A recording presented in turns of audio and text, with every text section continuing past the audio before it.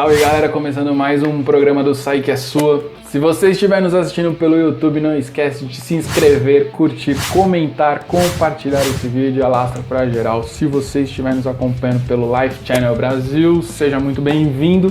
E hoje eu vou falar de jogador com personalidade, assim, que não tem mimimi, coisas que aconteceram na vida desses jogadores, assim, que transformaram eles assim, porra, esse cara aí é um... Jogadores autênticos. Autênticos, essa é a palavra. Então, a partir de agora, começa mais um Sempre Quis Saber. Vocês lembram de um jogador chamado Hakan Şükür, que é o jogador que até hoje detém o gol mais rápido da história das Copas, né, que foi em 2002. Depois que ele parou de jogar, ele se elegeu deputado lá no país dele. Mas em Istambul, em Ankara... Na Turquia, ali perto dos balões. Capadócia. E ele era do partido do presidente, né? Só que assim, quando ele se elegeu deputado, ele começou a ter uma proximidade muito grande com um padre lá. Do balão? Que era inimigo do presidente, né, esse padre. E aí, o padre tinha um inimigo? Tinha um inimigo. Que horror, e aí, após algumas... Que igreja é essa, né? Algumas farpas no Twitter e tal, não sei o quê. Ele hoje, né, tá trabalhando nos Estados Unidos, ele não pode voltar pra Turquia sob pena de ser condenado à morte até. Eu fico imaginando, você pede um Uber assim nos Estados Unidos e aí vem um Celta. Imagina! 4 portas. Socorro, você fala, é pegadinha, né, filho? Tudo filmado, focado no chão, né? Você é louco, mano. Aqui ainda se fosse Brasil... o Moradei, né? Eu falei, Moradei, imaginava, mas não queria te avisar. O próximo jogador que eu vou falar é Paul Brighton.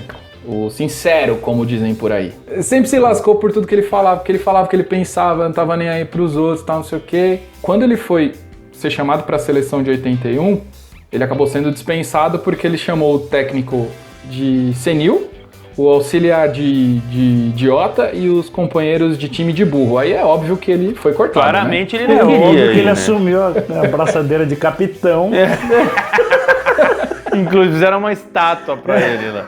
O próximo jogador, a gente já comentou dele nesse vídeo aqui, ó. É o Boêmio. Quem é o Boêmio? O Boêmio é o George.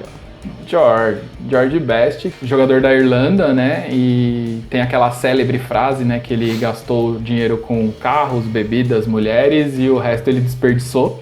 Ele nunca conseguiu jogar uma Copa porque a Irlanda nunca conseguiu se classificar. Era uma bosta.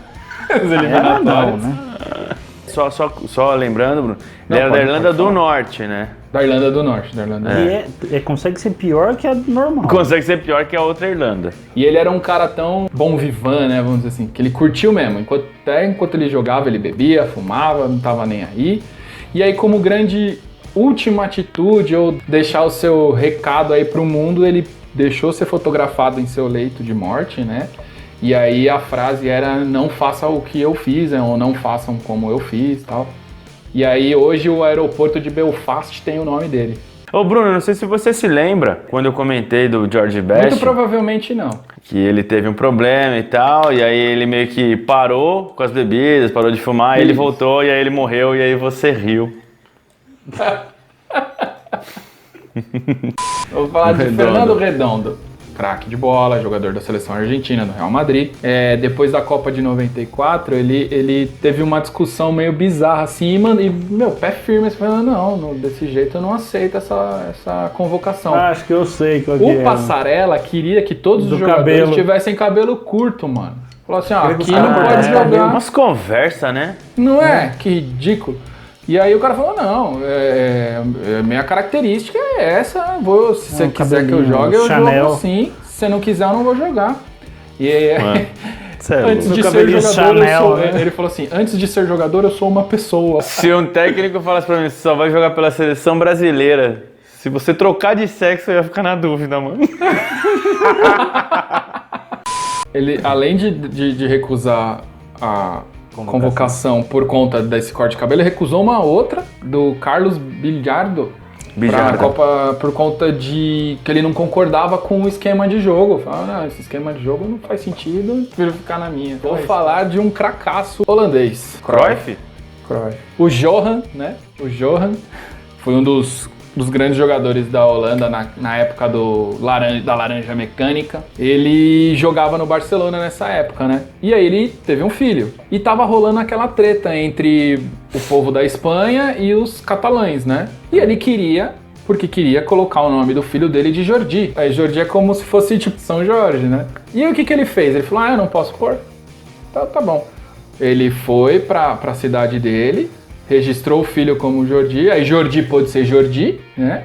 E aí ele volta pro... A gente já falou também, né? No Pais e Filhos a gente fala do Jordi. Fala. Em represália, vamos colocar assim, a ele ter feito isso, né?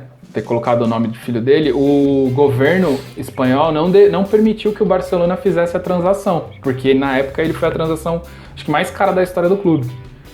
E aí ele falou, vocês não vão permitir? Tudo bem, me registra aí como máquina agrícola.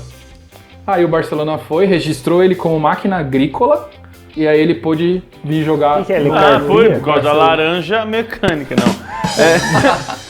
Bom, outro cara que se posicionava, que eu coloquei aqui, que não tinha medo de enfrentar imprensa e dar opiniões políticas, é o Doutor, né? Doutor Sócrates. Esse não tava nem mesmo. E aí disputou as Copas de 82 e 86, saiu do Botafogo de Ribeirão Preto pro Corinthians, falou que só viria depois que se formasse em medicina, subia no palanque por conta das diretas já, foi o cara que foi um dos precursores lá da democracia corintiana. No Botafogo de Ribeirão Preto ele jogava no lado do campo, quando era dia de sol, ele jogava do lado do campo que tinha sombra, e ele falava, não vou pra onde tem sol.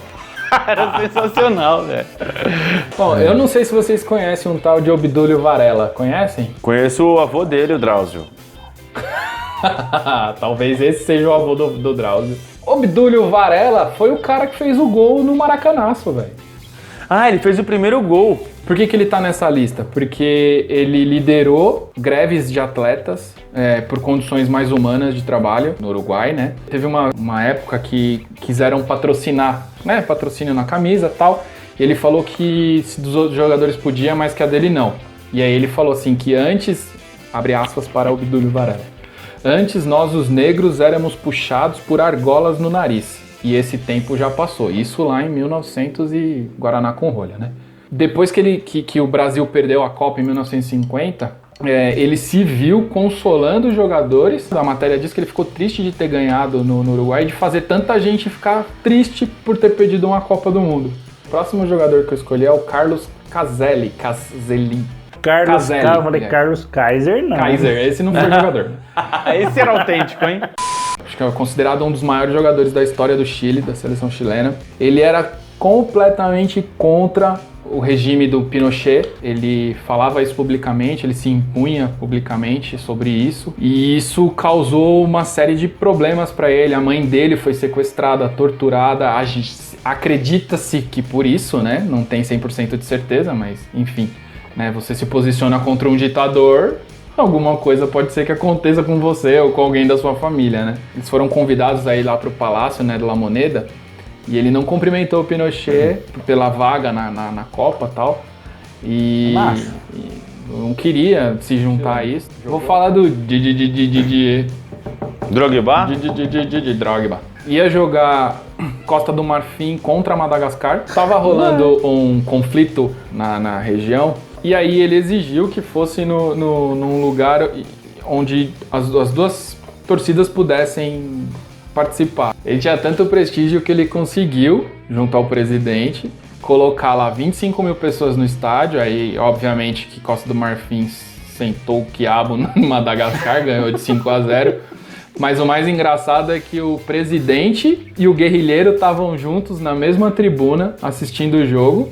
Depois disso, meio que a guerra meio que cessou, entendeu? Então meio que ele acabou com a guerra, tá ligado? Caralho! E hoje ele é dono do Phoenix Rising. O próximo jogador que eu vou falar é Predrag Pazic, jogador da antiga Iugoslávia. Ele jogava maior parte da carreira foi pelo FK Sarajevo.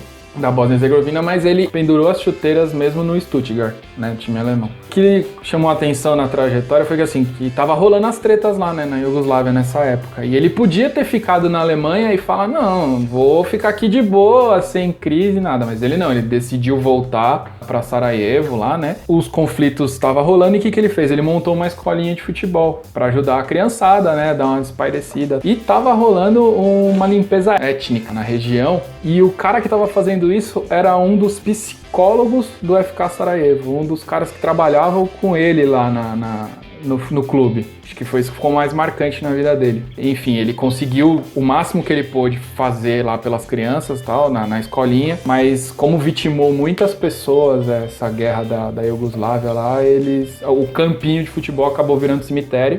Acho que ele meio que deu uma desencanada da vida, voltou para a Alemanha. Bom, para finalizar a lista, um jogador chamado Rachid Makhloufi, um argelino, jogou no Saint-Étienne, jogou a Copa do Mundo em 58 pela seleção francesa. Quando ele tinha 21 anos, ele recusou ser convocado pela seleção francesa para jogar na Frente Nacional de Libertação, que era um time que não era reconhecido pela FIFA, mas faziam amistosos tal, na Europa e na África acho que para angariar algum tipo de fundo. Na época eles ganharam da Hungria, da Tchecoslováquia, da Iugoslávia, que eram times bons na época. Né? Quando a Argélia foi declarada independente, ele conseguiu voltar a jogar pela seleção da França. O cara era argelino. Agora que você se desvencilhou, deixa eu ir pro lado mais forte, né? Pois é. Na Copa do Mundo de 82 ele foi o técnico da Argélia. Bom, então é isso, pessoal. Foi uma lista de jogadores que tinham personalidade forte, que não tinham papas na língua, faziam o que queriam fazer mesmo. Se você estiver pelo YouTube, não esquece de curtir, comentar, compartilhar, se inscrever no nosso canal. Se você estiver nos assistindo pelo Live Channel Brasil, muito obrigado pela sua companhia, seja muito bem-vindo. Aquele abraço e fala!